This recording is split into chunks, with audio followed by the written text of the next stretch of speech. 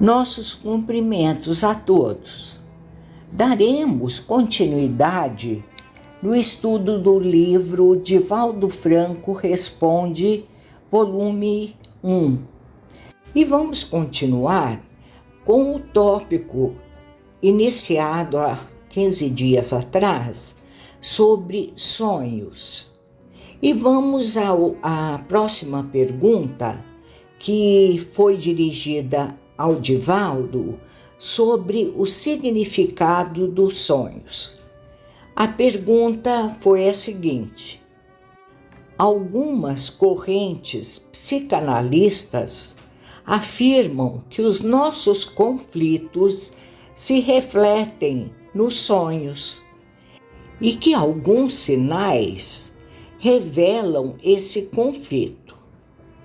Somente para exemplificar, sonhos com cobras ou serpentes revelam que a criatura é possuidora de impulsos sexuais reprimidos. Seria isso verdadeiro? E Divaldo responde: tudo é relativo. Essa corrente, que vê na simbologia os estados dos conflitos de alguma forma, também se apoia nas grandes experiências dos doutores Jacques-Marie Lacan e Carl Gustav Jung.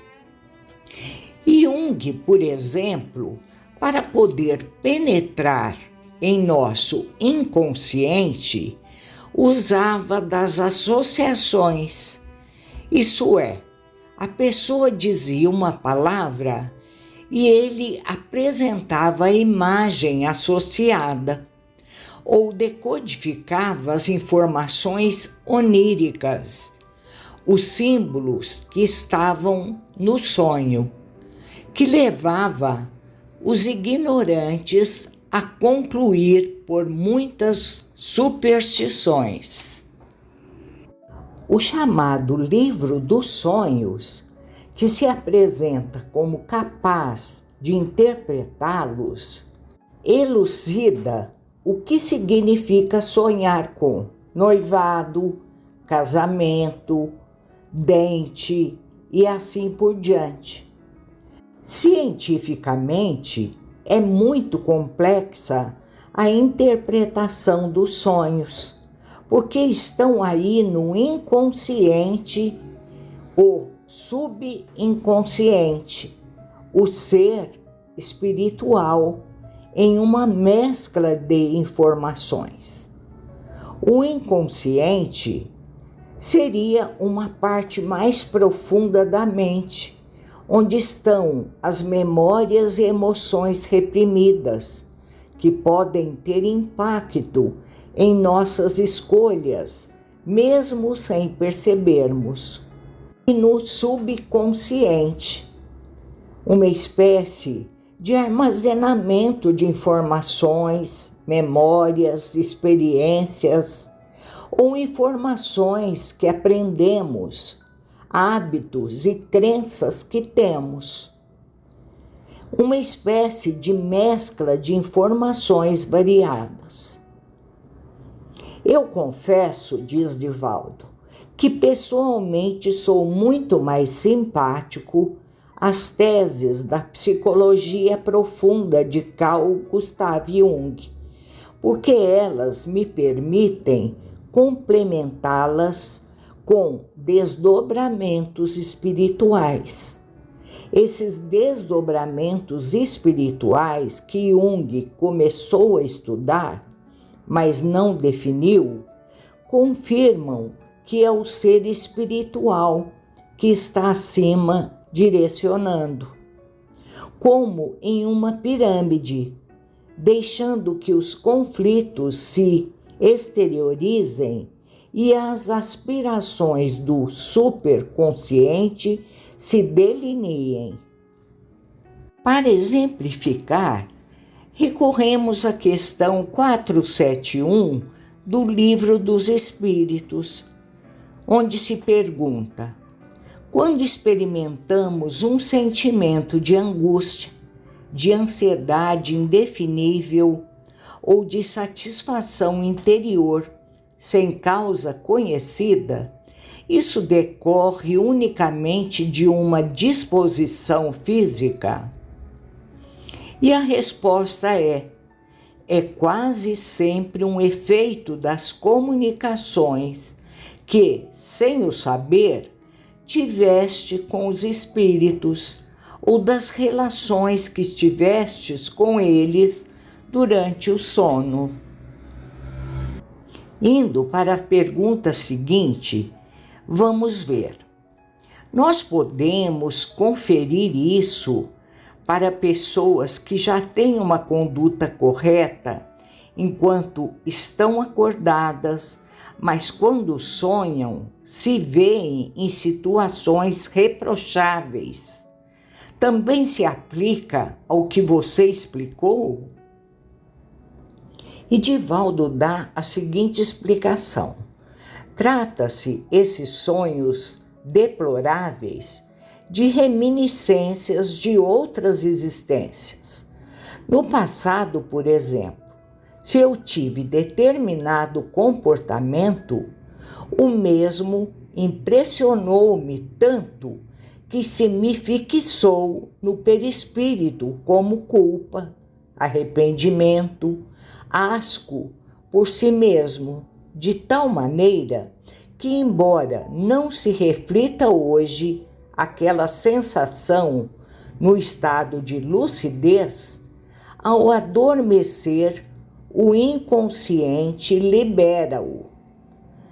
Trata-se da catarse, aquela sensação de alívio, de libertação emocional reprimidas, acumuladas, que faríamos numa sessão psicanalítica. No entanto, esta última recua à concepção, enquanto a primeira atinge as existências pregressas. Há sonhos dos quais lembramos somente fragmentos, de outros recordamos com incrível nitidez seus detalhes. Outros ainda são muito estranhos e até mesmo dissociados da realidade. Qual a razão dessas diferenças?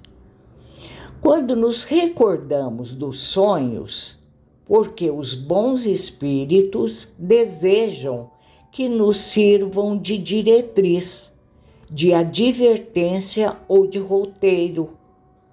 Quando temos apenas fragmentos, é para que nos esforcemos na vigilância.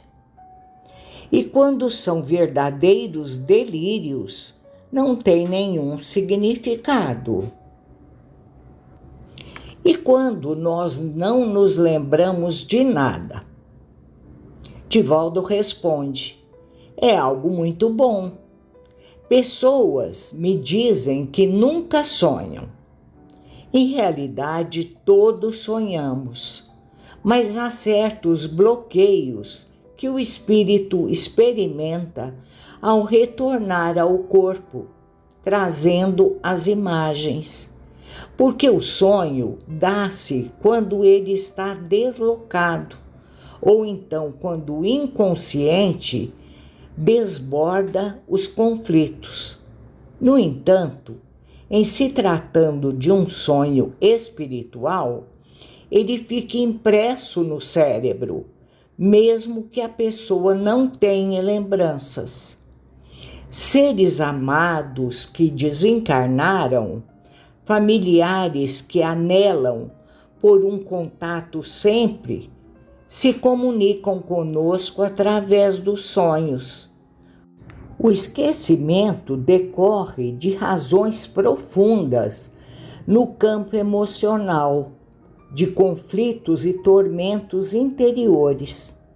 Os conflitos, às vezes, são tão grandes que bloqueiam as recordações no inconsciente do indivíduo. Foi abordada uma pergunta relacionada ao livro Nos Bastidores da Obsessão, do espírito Manuel Filomeno de Miranda, em que ele relata que ainda estava reencarnado e ele ia em desdobramento fazer os trabalhos no mundo espiritual. Ele foi a uma região de muita treva e de baixa vibração. Quando voltou, perguntou aos benfeitores: "O que eu vou lembrar?" E eles responderam: "Vai ser como um pesadelo." Poderíamos, então, dizer que em alguns pesadelos nós estamos no mundo espiritual trabalhando no bem? E diz Divaldo: sim, quando estamos trabalhando em favor do bem, ao retornarmos, temos sensações eufóricas de vermos, por exemplo, pessoas queridas, seres angelicais, Jesus, Maria Santíssima. É como se o nosso cérebro decodificasse as imagens com as quais não estava familiarizado. Mas quando se trata dessas regiões de sofrimento e angústia, como no caso do livro citado, no qual Manuel Filomeno de Miranda se retrata, aquela região terrível que era comandada por espírito grande hipnotizador, então recordamos com sensações desagradáveis. As imagens são convertidas em angústia e estados de aflição sem aparente causa. Foi perguntado ao Divaldo se é possível estabelecer uma diferenciação entre sonho e desdobramento.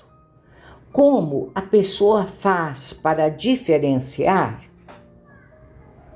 Quando tem lógica, sem margem de qualquer confusão, pois o desdobramento é muito claro, tão real ou mais do que no estado de lucidez orgânica.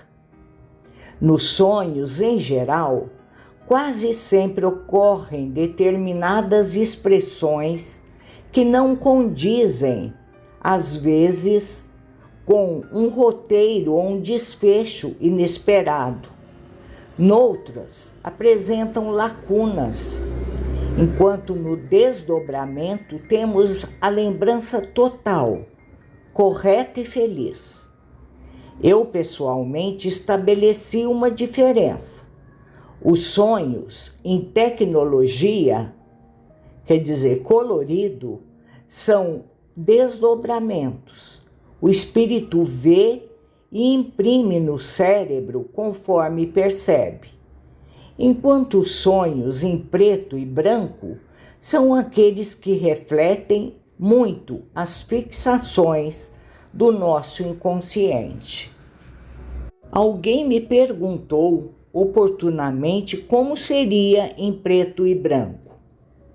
Quando se narra um sonho e disse o que acontece sem minúcias, é do inconsciente, enquanto o desdobramento é a vivência em tempo real, com detalhes curiosos, como, por exemplo, eu vi uma campina verde, era um lugar com tais características, então foi um sonho em Technicolor.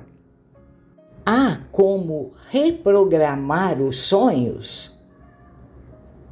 E Divaldo fala, esta é uma proposta da psicologia que podemos pôr em prática quando desejamos.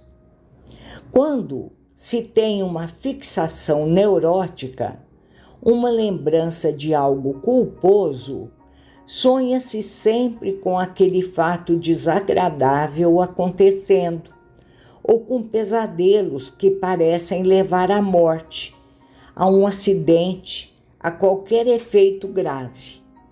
Ao despertar-se, assustado, bem no momento máximo do acontecimento onírico, a pessoa refaz o sonho e programa um final feliz. Volta a deitar-se e as últimas impressões transmitidas ao subconsciente fazem que o sonho se repita sem o impacto infeliz de antes.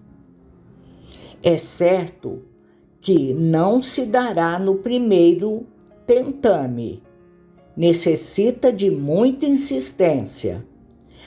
Vamos, assim, encharcando o inconsciente com a proposta nova. E no futuro sonho, aquela imagem anterior, substituída, permitirá que o concluamos de maneira ditosa, feliz. Daqui 15 dias, voltaremos a esse mesmo tema, sonhos. Uma ótima semana a todos e muito obrigada.